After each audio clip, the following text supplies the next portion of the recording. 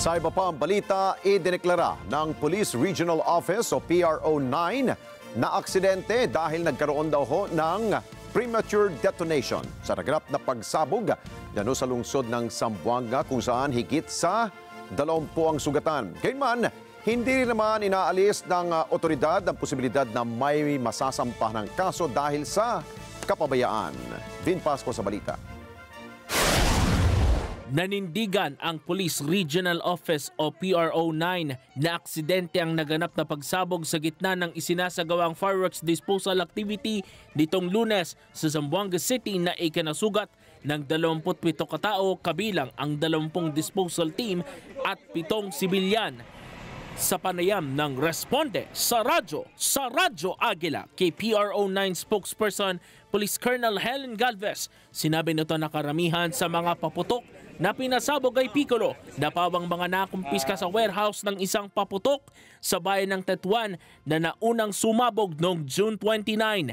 Sa ngayon anya ay bumuo na rin ang kanilang hanay ng Special Investigation Team na siyang mag-iimbestiga sa insidente.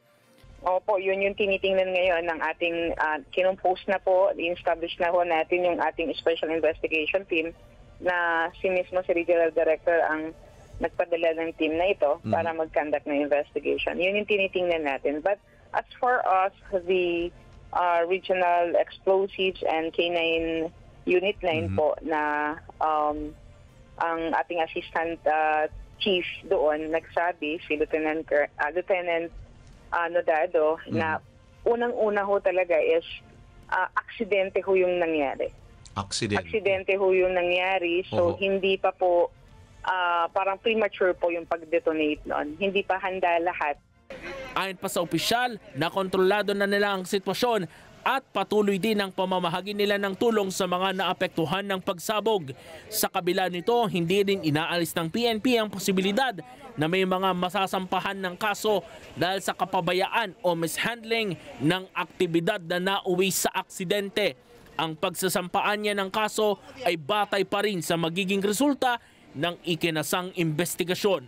Yes po, yun yung tinitingnan natin as result po ng ating investigation. Kung kailangan natin ng kaso, ang mananagot dito gagawin natin. Depende po sa result. Nilinaw din ni Galvez na lahat ng miyembro ng disposal team ay nasugatan sa aksidente. Sa inisyal na investigasyon, anya ay nagkaroon ng premature detonation sa mga paputok na nakatakda talagang paputukin upang hindi na makapaminsala pa.